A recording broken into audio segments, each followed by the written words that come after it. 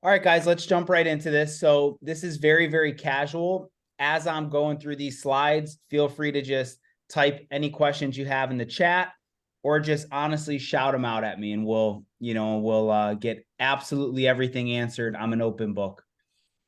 So I'm going to be going over 3 ways, and keep in mind, these are proven ways that my team and I get pre-foreclosure deals.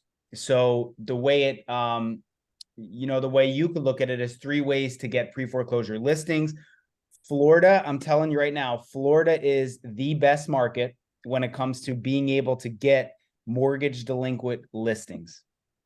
And the beautiful thing about it is a lot of your competitors, they kind of let it go by the wayside right now, just because Florida is hot. It's in the national news. Everybody's moving here. So nobody really thinks about the distressed Florida market right now, and there's massive opportunity. Really quick background about who I am, what I do. I own a company called Universal Short Sales. We were just talking a little bit about it before. We're a full service short sale processing company. So essentially what that means is we have a full-time staff and a process in place where we streamline the entire short sale from A to Z. So then you, as the listing agent, you don't have to worry about chasing the bank down, waiting on hold, dealing with stacks of paperwork, sifting through it. Short sales are very long. They're very chaotic. We literally take that entire workload off of you, and we don't charge you a dime for it. And we don't charge your client, the seller, a dime for it. We get paid on the buyer end a flat fee. So really using us as a no-brainer. We team up with investors. If any of you guys are investors on this call or you have investor clients, they find an off-market deal that's going to be a short sale. We could do everything A to Z. And then obviously our big value is to you guys as listing agents. Oh, by the way, really quick too. So the way my company operates, it's a hybrid model. So we have a fee-based system where we'll process the short sale and we'll just get a flat fee. And we're also investors as well. So sometimes a lot of realtors, they'll bring us a short sale listing and then we'll actually want to buy it, which is amazing because you get your full 6% commission with zero work on the short sale end, zero work even marketing the property. So that's we don't buy all of the deals you'll bring to us, but we will buy distressed properties that need work. And those are just amazing win-win situations for the agent. All right, so let's dive right in. Let's start with the basics. So what is a pre-foreclosure? What do we mean when we say pre-foreclosure? Now, a lot of states have different definitions of it, but here in Florida, okay, a pre-foreclosure is typically around the 90-day mark of delinquency. So when the seller stops paying the bank, it gets to give or take around that 90-day mark. The bank is going to file a lis pendens against title, and they're going to send them the foreclosure notice. They're going to send them a written notice, certified mail, essentially telling the seller, hey, you haven't paid us in 3 months. This is us notifying you that we're taking the steps to foreclose and take your property back, take the title off of you. So that's what a pre-foreclosure is at a very basic level. So let's dive into 3 proven ways that you could go ahead and get these deals. The first one I'm going to start with, I absolutely love this one. Please take notes. You will get a ton of listings this way. No one else is doing this. Most of your competitors are not doing this. Mortgage modification leads. So as you're prospecting to pre-foreclosures, let's say you're cold calling, door knocking, whatever your method is to go get mortgage delinquent sellers, guys, a lot of these sellers who are behind on their payments, they do not want to sell their property. Okay, a lot of these homeowners, they want to stay in the house and they want to work it out with the bank. Typically, there's an emotional attachment. Maybe it's their house they raised their family in. Maybe it's their first ever investment property. Whatever the case is, they want to stay in the house. So the lender lets them apply for what's called a mortgage modification. The mortgage modification is essentially a lifeline that the bank throws to the seller. So it's a very long, a very tedious application, similar to a short sale in a lot of ways. The seller has to give their bank statements, pay stubs, tax returns. They have to send all of their financials into the bank. The bank then reviews it. And if the lender determines either one, that the homeowner's income has increased, or two, their expenses have decreased, they're going to approve the mortgage modification. And essentially what's going to happen, the bank is going to give the homeowner brand new mortgage terms and a second chance to make the payments. It's just a second chance for the homeowner to just get caught up and make the payments to the bank when they're behind. I see some of you guys writing, so I'm going to make sure I'm slowing down. I go too fast sometimes. Stop me if I am. So what a lot of your competitors do, and I used to do this all the time too, you get on the phone with a mortgage delinquent homeowner, and the homeowner says something along the lines of, you know what, Bob, thanks, but no thanks. I am behind, but I'm working it out with my bank. Typically, they're going to say something like that. What that means is they're in the application process to modify their mortgage. What most of your competitors do, 99% of them, they hang the phone up and they move on because it's a dead lead. I'm here today to tell you guys, stop marking that as a dead lead. You need to stay on the phone. There is gold in these leads. So the opportunity here, most of these mortgage modification applications, they get declined. It sucks. I'm not saying it's a good thing, but it's just a harsh reality. Unless the bank sees, again, a substantial increase in income from the homeowner, or they see a substantial decrease in expenses, they are going to deny the application. Most people apply for it and it gets declined. When it gets declined, their only option is to sell the property. So I'm going to give you guys right now a 3-step process. It is proven. My team and I use it all the time to convert these mortgage modification leads into listings down the road. Well, for us, I call them deals. For you guys, they're listings. Step 1, you're going to stay on the phone and build rapport / be supportive. Make sure you write down be supportive, because that's a very important component. What I mean by that is this. Most people, super aggressive, they're going to get on the phone, and then when the homeowner tells them that they want to keep their house, they're going to try to give them a sales pitch and convince them to sell instead. For the love of God, do not do this. It's a terrible mistake. Yep, I see Ron is shaking his head. Terrible mistake, okay? All you're going to do is distance yourself emotionally from the seller, because then it's clear. Then you're kind of unveiling yourself to the seller as, oh, wow, Bob is just a real estate agent who's just trying to profit from my situation. He doesn't give a shit about me, my family, the fact that I can't pay the bank. So never, ever try to convince them. Instead, do the complete opposite and support their decision to do the modification. This is so key. You're going to build unbelievable trust and rapport. Typically, how I like to say it is, hey, listen, Mr. Homeowner, I think that's amazing. I think you should do the modification. I hope it works out. Literally congratulate them on doing it and tell them you hope it works. That is step 1. Build rapport, be supportive. Step 2, as you're letting the conversation flow and you're supporting their decision, you're going to end the conversation, end the call with permission to follow up. If you do step 1 correctly, and you're not just giving them an aggressive sales pitch on why they need to sell, then step 2 should come seamless. And 100% of the time, literally 100% of the time, you should get permission to follow up with them. It should sound something like, listen, Joe, great talking to you. Again, I wish you the best of luck with your mortgage mod. I hope it works out.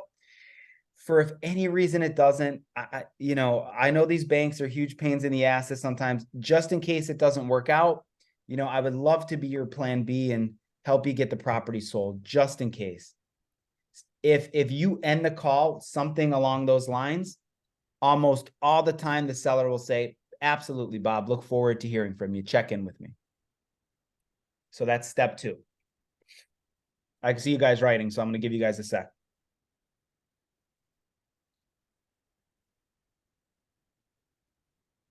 Step number 3 is very, very, very key, and it's very specific.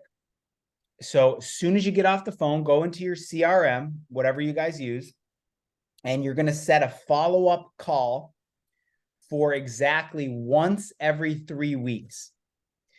Don't ask me why. I don't know. We tried a bunch of different things. Once every 3 weeks is like the perfect time frame to follow up during the mod. Because remember, as I said before, these mortgage mod applications, they could take months and months and months. They take long. So you don't want to be overbearing and follow up every day. They'll want to kill you because I've done that before. And, they're just like, stop, you're just annoying me. But then at the same time, you don't want to let too much time lapse either, So I found that once every 3 weeks on the dot is perfect. Now, when you're following up, this is really, really, really important. Never just call. You need to call and text.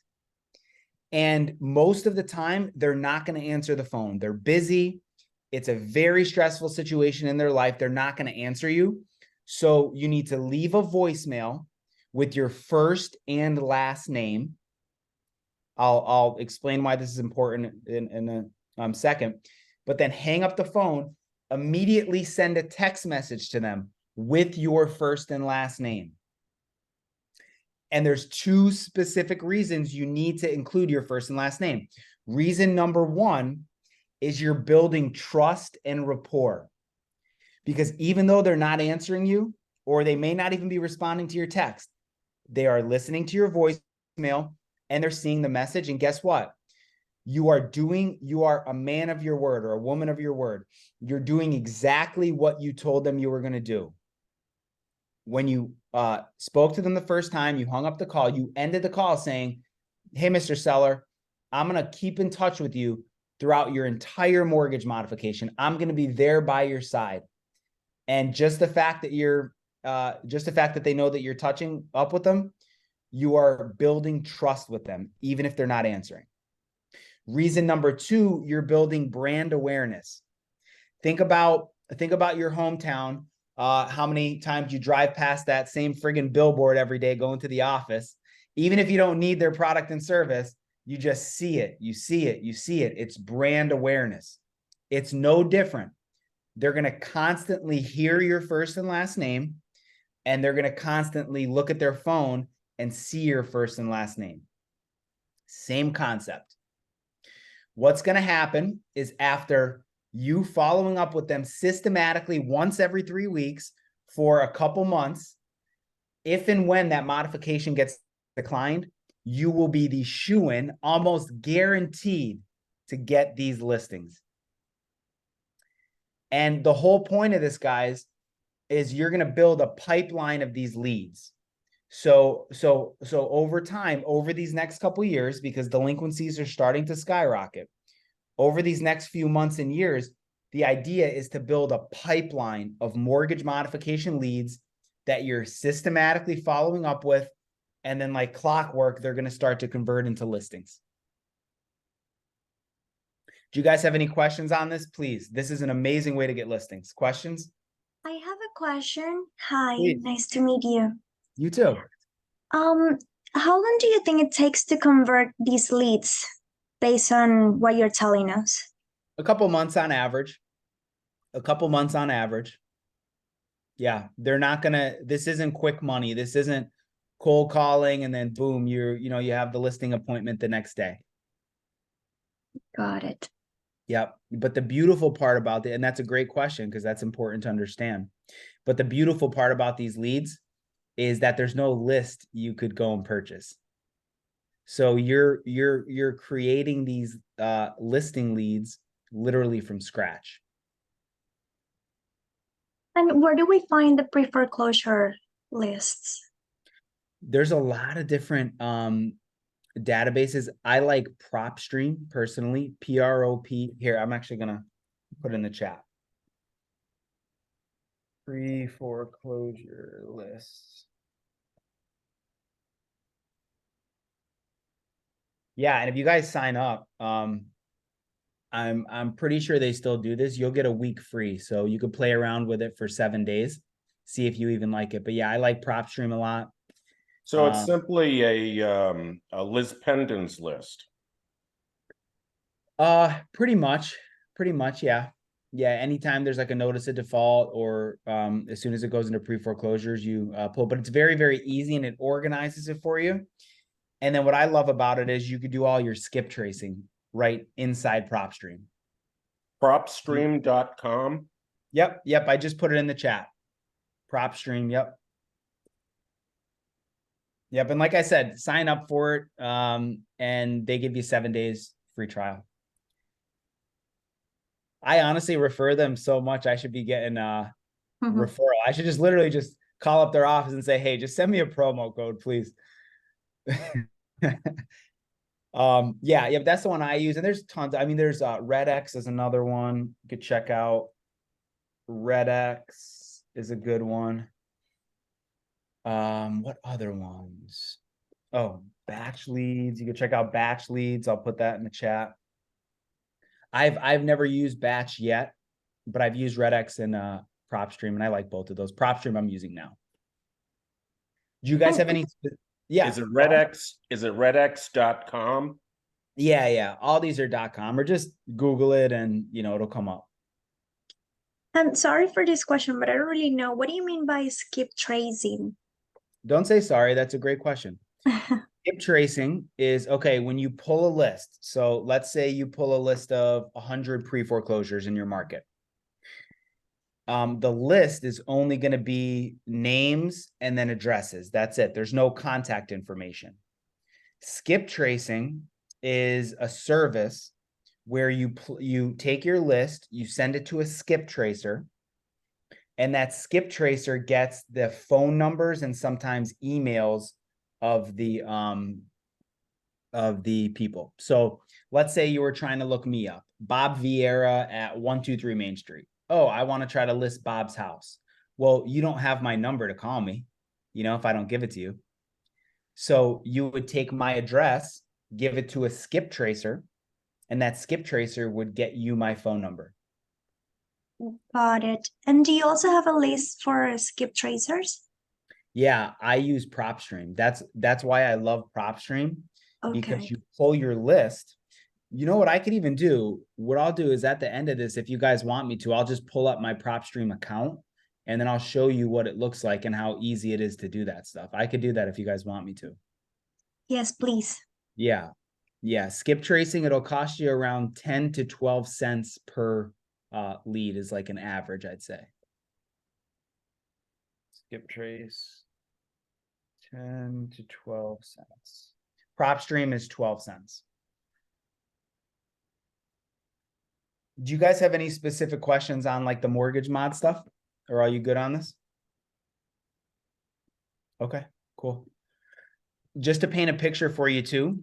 So right now, as we speak, I have around 130 active mortgage mod leads that are, in the pipeline that we're constantly following up with.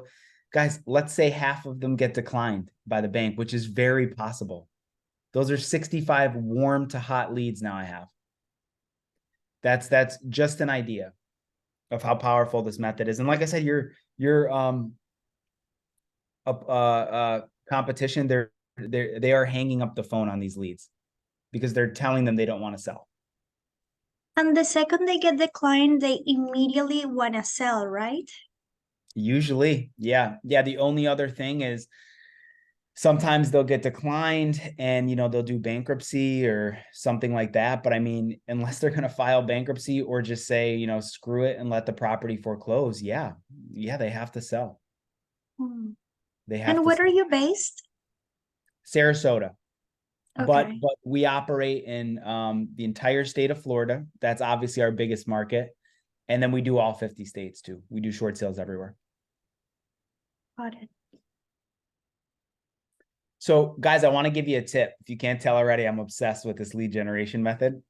So here's a little second level tip. Now, you're not going to want to do this with every lead you talk to, but let's say you're on the phone with somebody and you're getting to know the seller and they're applying for a mortgage modification.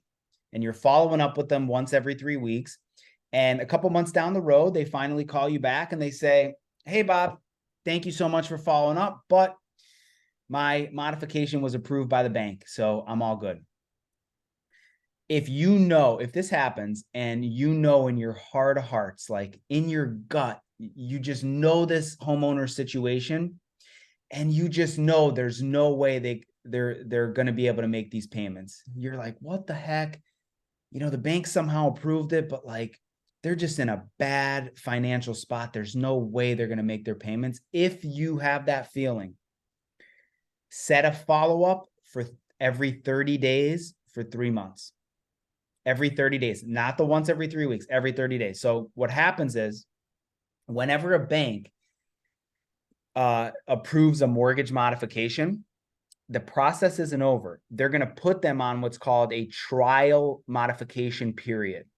The bank is essentially saying, okay, we're going to give you a second chance, but before we do that, you need to prove that you're worthy. So they put them on a 90-day test trial. If the homeowner misses one payment within that 90-day trial period, the bank pulls the plug. They're going to rescind their offer for the modification and they pull the plug and they can't even apply for another one. They're done. So again, this isn't something you want to do for everybody. Just when you have that gut feeling, follow up with them during that trial period to make sure they're making payments. Everybody good on that? All right, excellent. Number 2, this is another out of the box one here. Pre-pandemic failed pre-foreclosure and short sale listings. I probably sound like a crazy person. The pandemic was in like 2020. So here's the methodology behind it. Before COVID hit, and the government shut everything down, there was a lot of people, more than you would think, that were listed with their realtors on the MLS that were either in a pre-foreclosure with equity or listed as a short sale. Well, if you guys remember, as soon as the pandemic hit, the government stepped in and they enacted mortgage moratoriums. These moratoriums said that banks are prohibited from foreclosing on anyone, even if they're missing payments. They're not allowed to foreclose. So in a way, this was a saving grace for all these people that were listed on the MLS in a pre-foreclosure and or short sale. So they just pulled their listings off or they let them expire. Well, I know we're like 3 years down the road at this point, but guess what? The harsh reality is a lot of those people that were in forbearances and just kind of chilling for a couple years, their financial situations are not better. In fact, a lot of those COVID forbearances put them in worse financial situations because all of those back payments are due at the end of the loan. So it killed any equity that they did have. So what I like to do and what works for me, I'll go way back in time to right before COVID hit. Find your sweet spot. The sweet spot for me is the end of November 2019. I find that to work perfectly. And I'll pull pre-foreclosure and or short sale listings from all the way back then that were either took off the market or that expired.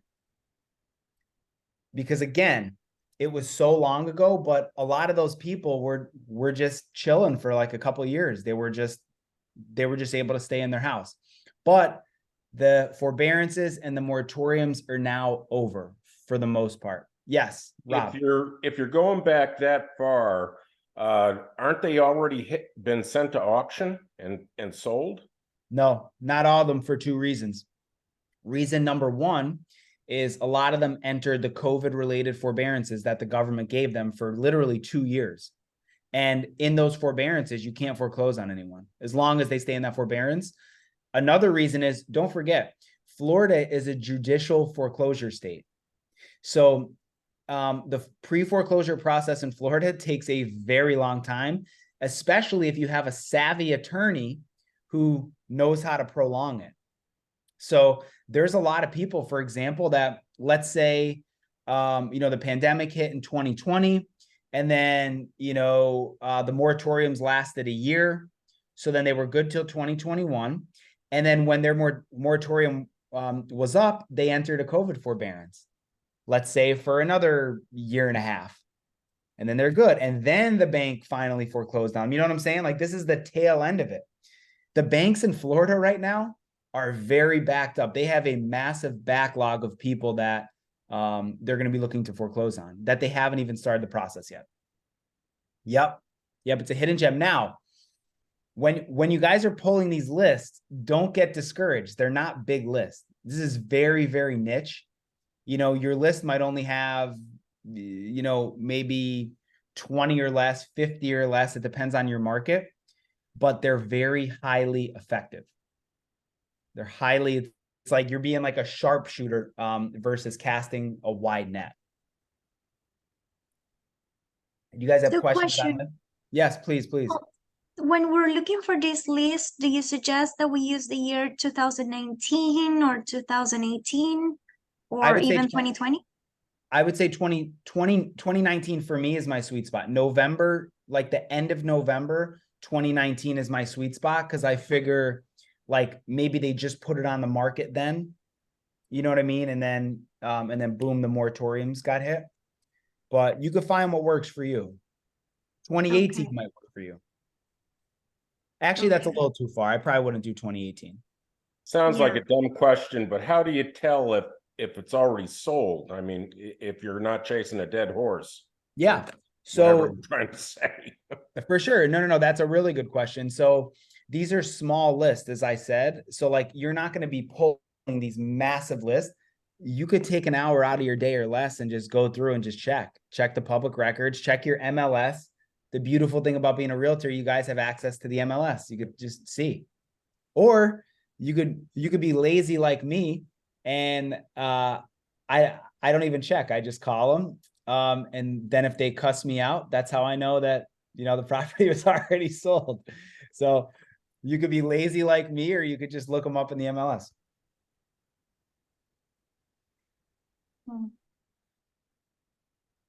Anything else on this, guys? Okay, cool. All right.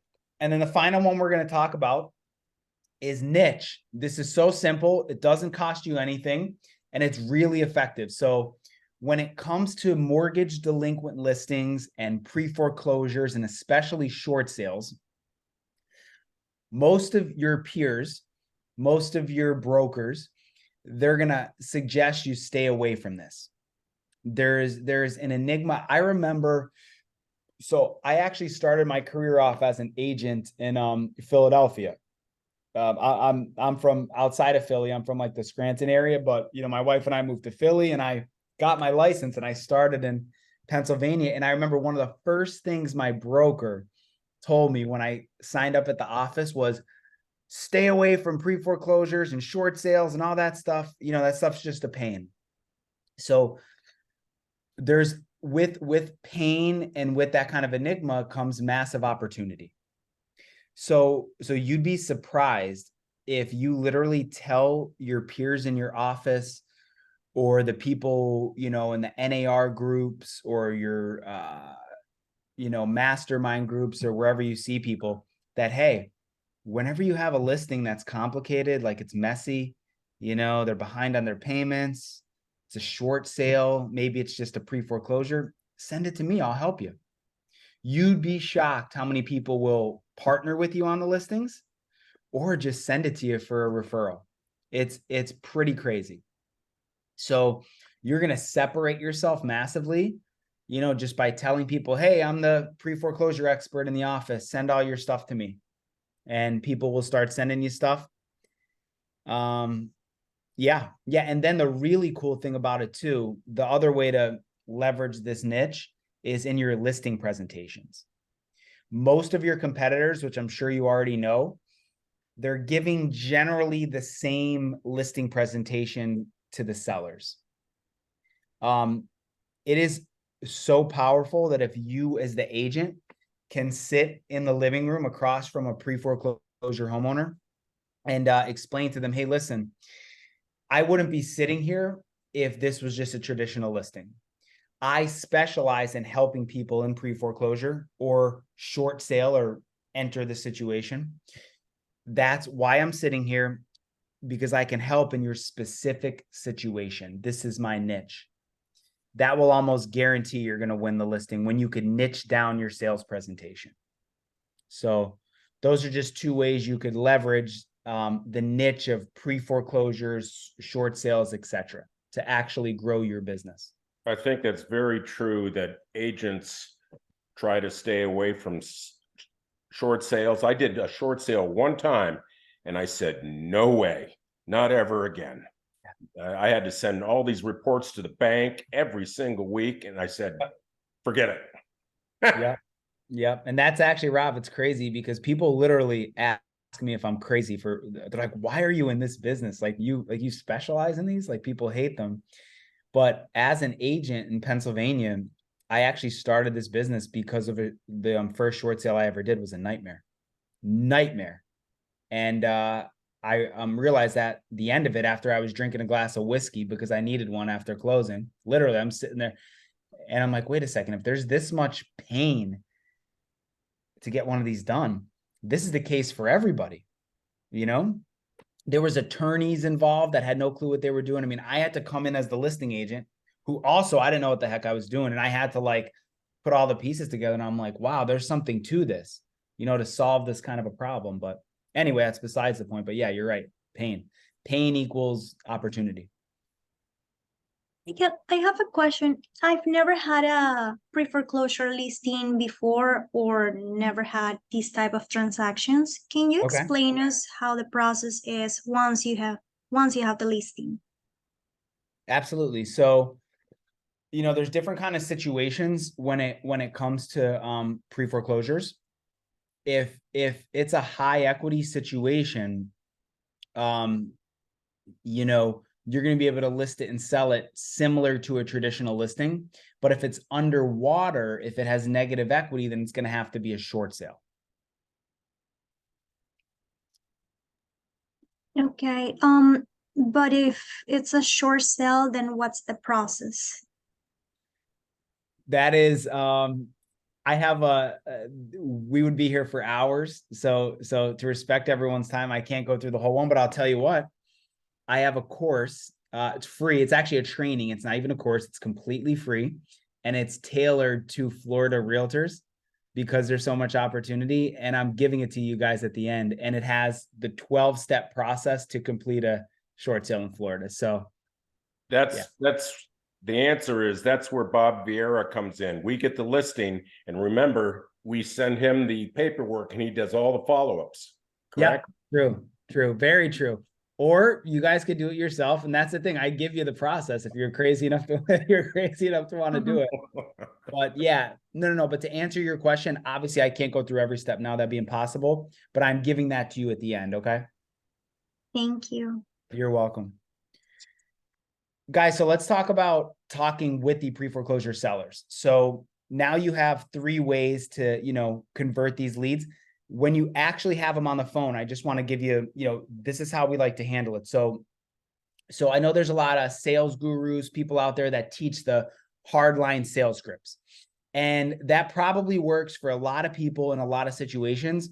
I would highly suggest whenever you're dealing with somebody that's behind on their mortgage, it's a very delicate situation. I would ditch the hardline sales script if that's what you typically use.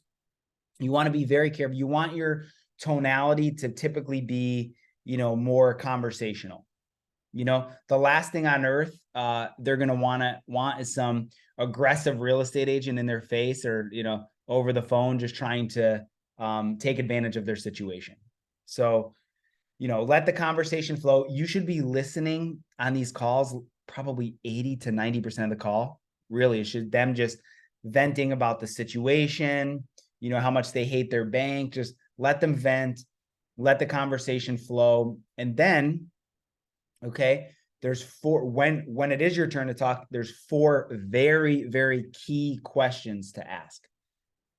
These are really important. So take a screenshot of this, take notes, whatever you need to do. But these are absolutely crucial, because really it's going to determine, you need to get this information, because this is going to determine how you could help the seller. You can't just say, okay, you're in pre-foreclosure, I could help you.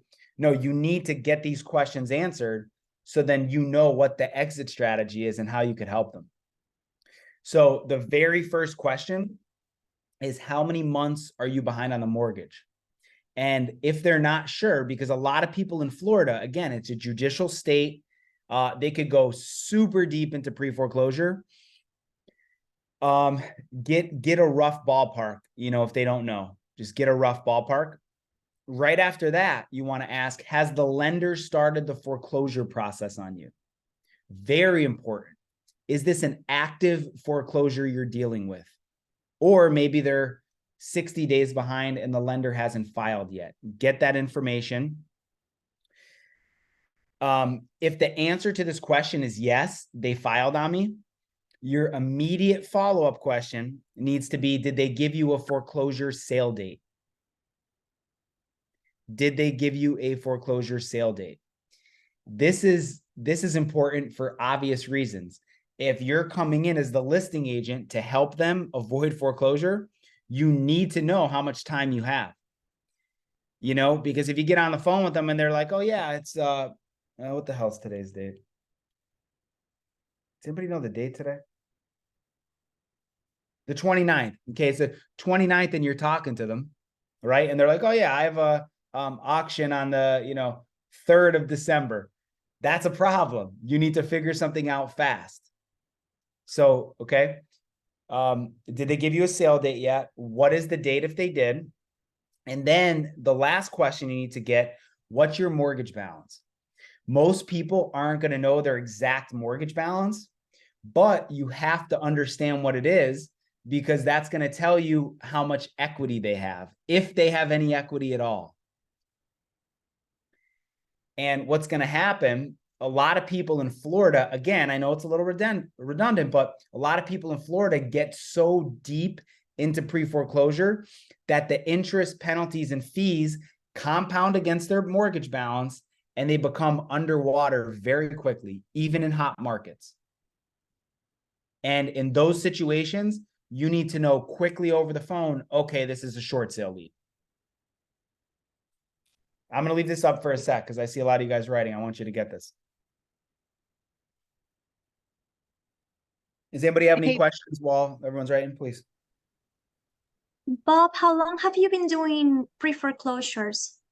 Since 2015. So 2015 on the local level, just as a real estate agent in Pennsylvania. And then in 2019, I founded my company here, Universal Short Sales. And we do them on a national level.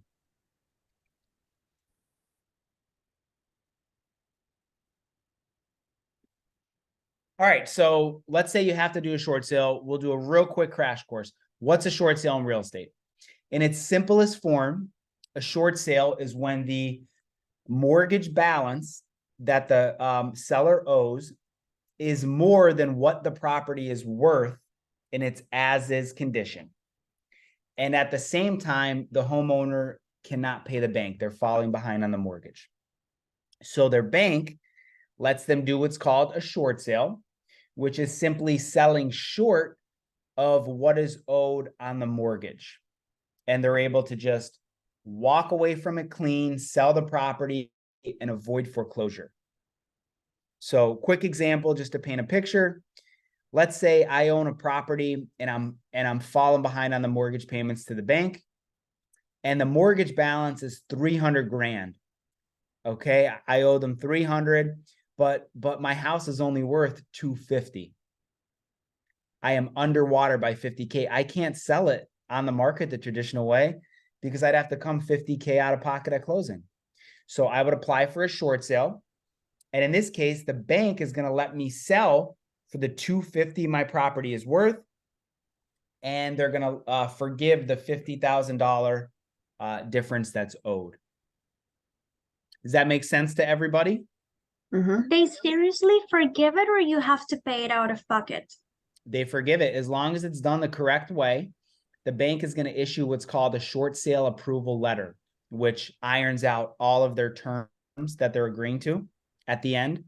In that letter, they're going to put in writing, or at least they should, if the short sale is done correctly, they're going to put in writing that they are waiving their right to collect the deficiency. And that deficiency is that $50,000 difference that I just said in that example. And they're putting in writing, hey, we are waiving our right to come after the seller. That's crazy. It's a loss for the bank. It is, it's a loss, but keep in mind, banks are very motivated to do this. Banks do not want to foreclose. Banks, you know, when someone doesn't pay the bank, when they have a delinquent loan, that's just bad debt on their books. They're looking to get that debt off as fast as possible. And the more foreclosures they have, if they give out government loans like FHA, VA, Fannie Mae, and like if I had a mortgage company, Bob Vieira Mortgages, and we give FHA loans, it's going to look really bad to FHA if I have like a shit ton of foreclosures on my record, because they're going to look and be like, what, like, why do you give out so many bad loans? You know what I mean? So banks don't want to have foreclosures on their, you know, on their books. Ronnie just had a really good question. Does the foreclosure victim have to pay tax to the IRS on that 50K? The answer is yes and no. And because this is being recorded, I need to say I'm not an accountant and I'm not giving legal advice. But once the seller does a short sale, they're going to get issued what's called a 1099-C. It's essentially just claiming, you know, to the IRS, because the government, you know, needs to know everything about you. So you're just saying, hey, I took a $50,000 loss. So you are giving that to the IRS. And as long as you have a competent CPA or accountant or whoever, they know what to do to file, they could typically get that forgiven. They could typically get that forgiven for the seller. Again, technically, yes, the seller gets a 1099-C at closing. Yes. Great question. Any other short sale questions, guys? What does it say there? Many pre-foreclosure leads you talk to will have no what? It's hidden. Can you move your Oh, I didn't know you guys could do that. Oh, my bad. Okay. You guys can see it now, right? I'm sorry. Yeah, I thought only I could see that bar there. Yeah, a lot of the pre-foreclosure leads you talk to, they're not going to have equity, even in hot markets like this. Even in hot markets. You know, a lot of people, they take out secondary mortgages, they take out HELOCs. You know, they do a lot of things to eat up equity. And then remember, when you're deep into pre-foreclosure, all the interest is compounding, and that kills equity. Okay, when we start chasing the Liz Pendens, how does it become short sale status? Does the owner have to ask the bank, can I sell it as short sale? So that's going to come in the application process. So definitely take the training, because that's going to answer that in depth. But the way you have to officially initiate the short sale, that's how the bank is going to know you're applying for one. And then it's up to the bank to give you permission, what's called short sale eligibility. What I'll tell you is we could typically look at a file. Like if you brought us a listing that was a potential short sale, we have a system in place where we could look at it fairly quickly and say, okay, this is a qualified short sale versus you guys probably aren't going to qualify for a short sale. But before taking the listing, we have to get the approval from the bank. No. The approval comes at the end. The actual approval for the short sale comes at the very end of the process, typically 4-6 months, depending on how complex the file is. But so okay, guys, the way you could quickly qualify if you have a short sale, you're going to look for 3 things. I actually don't even know if this is a slide. Yes, perfect. All right. Does anyone have any questions on this before I move on? You guys good here? Okay, Yes. cool. Cool. This is a perfect transition. So this is how you're going to tell when you're talking to a seller if it's a qualified short sale. These 3 simple things. Number 1, negative equity. Are they underwater? So let's go back to the example. Mortgage balance is $300,000, but the property is worth $250,000. They're underwater. That's the first thing you're looking for. Once that box is checked, the second thing you're going to look for is mortgage delinquency. They have to either be behind on their mortgage, or maybe they're current, but they tell you, hey, Bob, listen, I've been paying my mortgage. I'm current, but next month I'm not going to be able to keep up with this thing. So negative equity, mortgage delinquency. And then the third one, they cannot be motivated by money. In a short sale, the bank is agreeing to take a huge loss on their investment. So the seller cannot walk away from the table with any profit from the sale. Make sure that they know that up front, because if they think they're getting money, which I have made this mistake before in the beginning. If the seller thinks that they're getting money, proceeds from the sale, and you're not clear with the expectations up front, what's going to happen is you're going to spend months and months and months working on the short sale. And when the seller finds out they're not getting any proceeds, they're going to stop cooperating and they're going to back out of the deal. So if their only motivation is to make money, it's not a short sale. Don't even waste your time. Don't even waste your time. Now, in a pre-foreclosure, they could make their money, correct? Yeah. Look, if it's a normal pre-foreclosure and they have equity, absolutely. They're going to make, Okay. Yep. Only if it's a short sale, they're not, because again, think of it from the bank's perspective. Right. Like, okay, I'm going to, you owe me, $600,000. I'm going to take 400. Like, I'm not giving you any money. I'm already taking a loss on it. Why would I let you profit? Gotcha.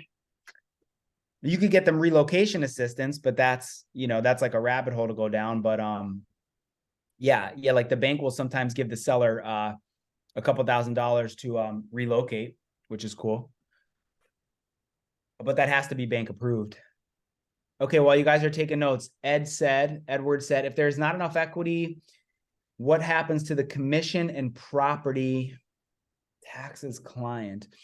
If there's not enough equity, what happens to commission? Okay, so in a short sale, the cool thing, the amazing thing about short sales for agents is the short sale bank pays your full commission.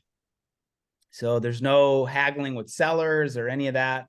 The bank pays your commission, no questions asked. Property taxes, what happens to the property taxes? So if there's back taxes, Edward, you're going to ask the bank, whoever's doing the short sale, asks the short sale lender to cover the back taxes for the seller. So all that has to be satisfied. And question, Bob, based on your experience, once you tell them that they have a short sale and they won't get any money at closing, do they usually walk away and they don't want to list, or how's the dynamic? No. So they'll be very motivated to list, because a true qualified short sale client, does not care about money. Their main concern is to avoid foreclosure. They don't want a foreclosure on their record. And they want that deficiency. Remember that $50,000 in this example, the 50, that's a deficiency. They want that wiped away. They just want to be done with the property. It's a headache, it's a burden, and they're afraid of foreclosure.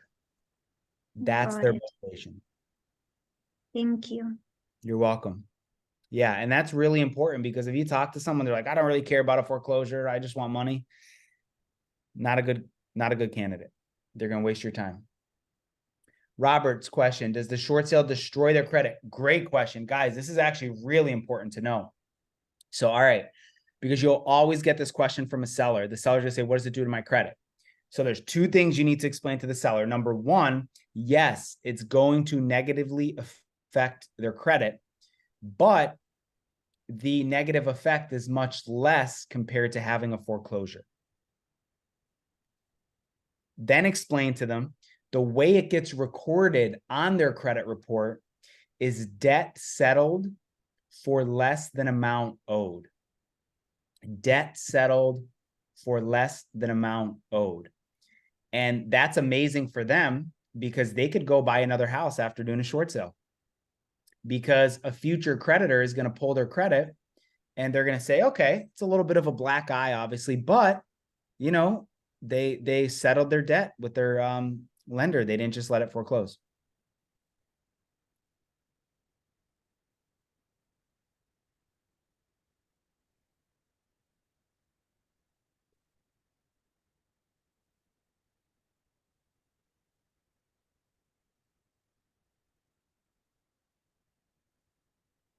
Any other questions on that, guys? Short sales?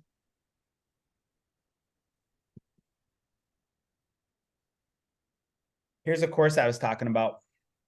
And this will, I don't know, like I keep calling it a course, but it's technically it's just it's completely free. It's a recorded training that I did. It's like a little over an hour of modules. We go over pre-foreclosure fundamentals, lead generation, short sale fundamentals, and then I literally give the step-by-step process on how to complete a short sale in Florida. That's a 12-step guide, right? Yeah, 12-step guide. It sounds like an sounds like an AA meeting, but it's not. Hey, Bob, your pictures are I know. covering up. I'm gonna move that. I'm so pissed Thank you you. guys can see that. They have to, you know, you shouldn't be able to see that. It should just.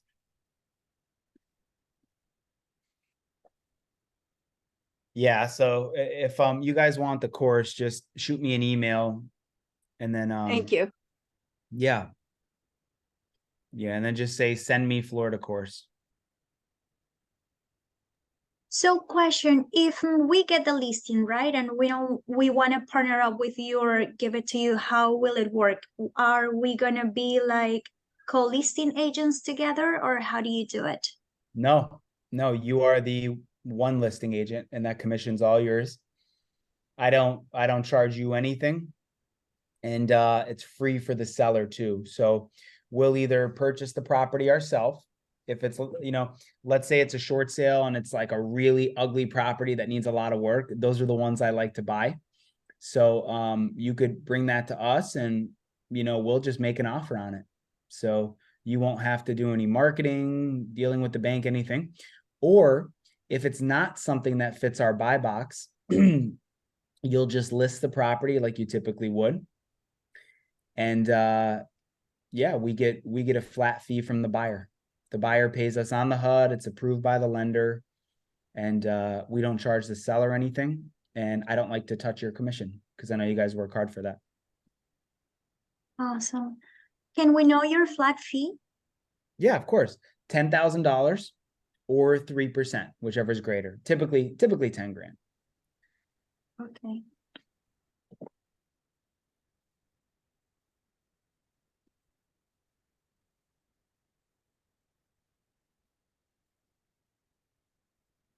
Edward, send me an email. Edward, don't put your guys' emails in here because once this is over, like the chat stuff doesn't get saved. And I can't send it right this second because so I would just put the course right in this for you guys, but I have to go through like a verification. It's like a 3-step verification thing. So it just takes a while. So it's easier if you just send me an email saying, you want the course, then I could send you the link to sign up. Yeah, but send that to me via email. So your flat fee then becomes part of their mortgage, or is that separate? How does that work? It's just a closing cost on the HUD. It's just an itemized closing cost. It literally Okay. says short sale processing fee, and it's a line item. If a lender wants to finance it, I mean, yeah. However, it doesn't matter to us. I mean, typically they just pay it, out of pocket. I think I've seen a bank finance. I don't really pay much attention. I guess I don't like look into it deeply.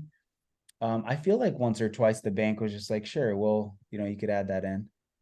I'm not 100% though for the buyer. And then, yeah, guys, stay in touch with me. Don't ever feel like you have to have a listing in hand. Like, give me a shout. Call me. I think you called me the other day, didn't you? We just talked. I think that was you, right? Think so.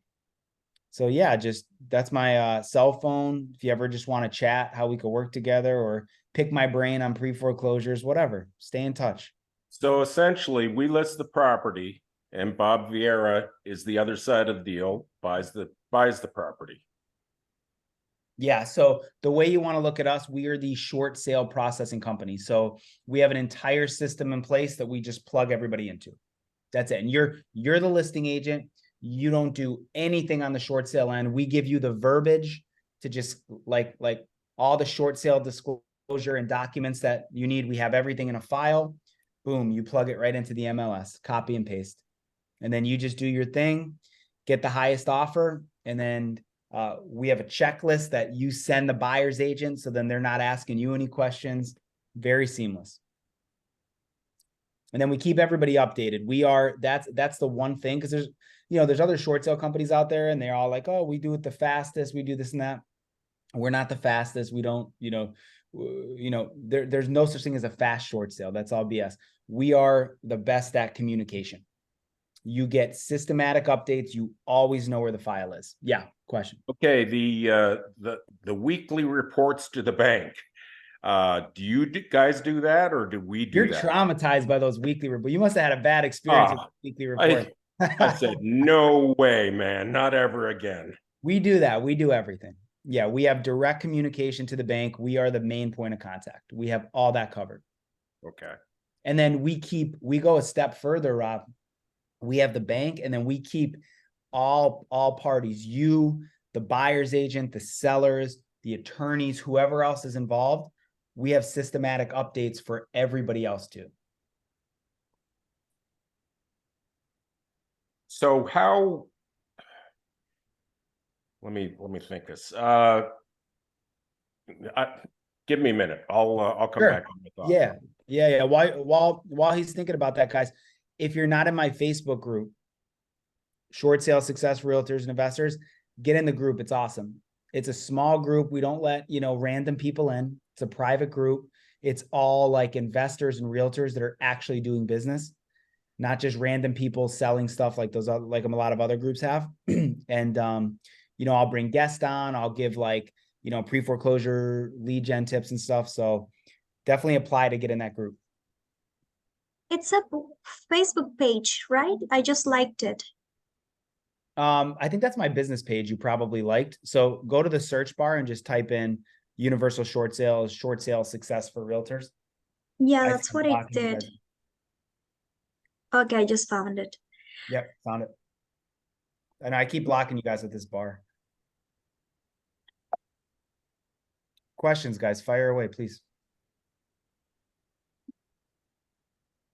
If the seller asks us, where are we in the seller process? Do I contact Bob Vieira to tell the seller where we are, or you contact? Yeah. So, no, you won't. Yeah. So we have you're talking about during the short sale, Robert? Yes. Yeah. So we have all that systemized. Once So we have an introductory call with the seller, and then like they know from that call that we're their main point of contact for everything. So you shouldn't get any short sale questions. Now, if you do, because sometimes the seller has a question and they're not sure if it's short sale or listing agent related, and they may ask you, you just kick them over to us. Okay, so I say to the seller, I'm going to list your house, but then I'm going to turn it over to short sale experts and they will be your point of contact. Is that So correct? the way I would put it, and the way most of our agent partners put it, is you're not turning it over. And like, this is how you guys could win these short sale listings is, hey, I am your listing agent, and we specialize in short sales so much that we actually partner with a company that it's all they do. So this company, Universal Short Sales, is literally going to do the entire short sale for you, while me, Robert, as the listing agent, I'm here side by side. I am your listing agent, but we partner with short sale experts to get it done. Yeah, so you're not handing anything over. This is your listing. It's your lead. You worked for it. We're here to serve you. You're not handing anything over to us.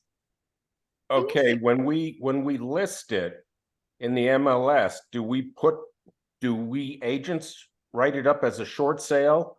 The under status, short sale, or does the bank We give you all that. Don't worry about any of that. We have verbiage that we copy and paste in every single one of our listings across all 50 states and in Florida. So you put it in the MLS? You do. Okay. Yep. You do your same, Linda. You're like, think of it as a normal listing for you. The only difference is like you're gonna do, beautiful tree line, like you do your whole thing, your pictures, and then at the bottom we give you verbiage to copy and paste that's like the short sale related. And then there's like a bunch of disclosure documents that we give you to just attach in the MLS. Okay. Do you have any suggestions? Like, I use RedX, but a lot of the phone numbers come through with do not call. Any suggestions on what to do in those situations? I know you're recorded. I know. I was thinking that same thing. I'm like, damn. I mean, do drive-bys help? That didn't sound right either. No, do I get what you're by, saying. drop someone off. Listen, I don't door knock personally, just because it doesn't make sense, because my business model is so kind of stretched out. Like, it'd be really inefficient for me.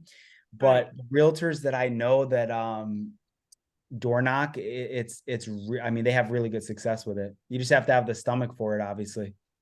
Okay. And then I don't know, it's called do not call. It's not do not text, is it? You know what I mean? So that's the way I look at it. Yeah, that's a good point.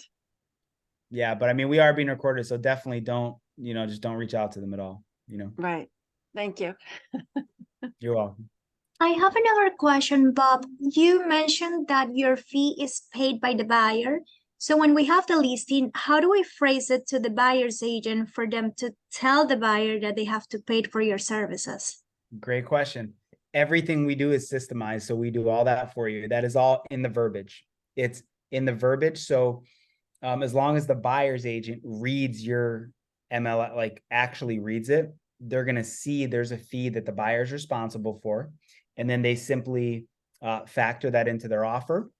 And then everything is contractual too. We have an agreement that the buyer is going to send their written offer to the seller, along with a signed vendor agreement that they're, hey, this is our offer, and yes, we're going to cover the fee. So there's really no explaining you have to do it all. Got it. The only downside that I'm thinking is that maybe it can be less attractive to buyers if they see that there's an extra fee. What do you think? No. Well, this is what I'll tell you. If they're investors, 100% no. Investors don't care. And a lot of short sale listings are going to get bought by more investor types of buyers, because a lot of them are physically distressed, Retail buyers, we don't usually hear from the ones that, that have a problem paying the fee, because everything is disclosed. So you'll never even hear from them anyway. But I mean, I could honestly say we don't have any problems. We really don't.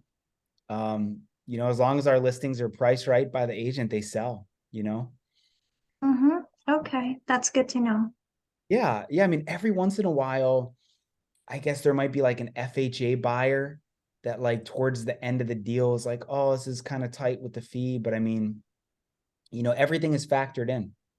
Plus, they could get seller assist too. They could get seller credit from the bank. Got it. Okay. Bob, do you have a recording of this that we could go back and rewatch? Yeah. Everything's recorded. I'll send it to you guys, and it'll be on my YouTube channel. So I'll just send you guys the link once it's up. Ryan said you need to notify the parties to the contract that this may take a while. Yeah, definitely just, notify them that it'll take a while. Yep. Any other questions? Now, is there a membership or a fee for us to partner with you, or how does that work? Yeah, $1,000 a day. Make it pay.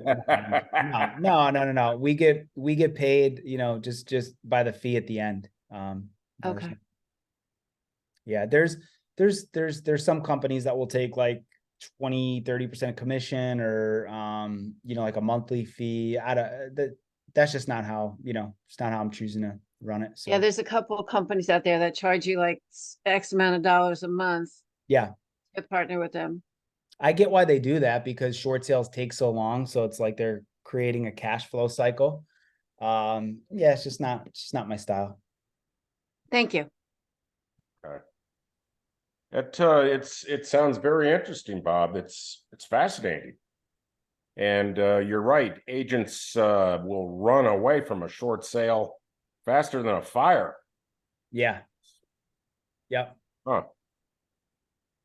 Very Yeah. interesting. Even regular pre-foreclosures that have, that have equity. There's Florida right now. I don't know if I said this in the beginning or not, but Florida has 30, as we speak right now, 35,000 active pre-foreclosures. Most in the country. It's just Florida's so hot. Everyone's moving here. Prices are up, bidding wars. So people are kind of ignoring like the distress end of it. But I mean, there's, if you guys could iron out that niche, it'll be really profitable, going forward. Are most short sale buyers all cash or mostly financed buyers, or? I would have to look. I should probably track that, and I don't, to be honest with you. It's a good question that I should have those numbers. I don't track that. A lot of them are investor buyers, yeah. So Yeah, in other because words, an appraisal, a bank appraisal's got to come in somewhere, right? the bank appraisal is the most important part of the short sale process. That's your end all be all, and that's in the training. But yeah, that's going to determine whether or not your short sale gets approved, is what that appraisal comes back at. So you need to, you're hoping for the lowest appraisal possible. That's the number one deal killer of short sales, is high appraisals, too high appraisals. So you got to stay on top of them, make sure they have the right documents, contractor estimates, comps, all that stuff. Anything else?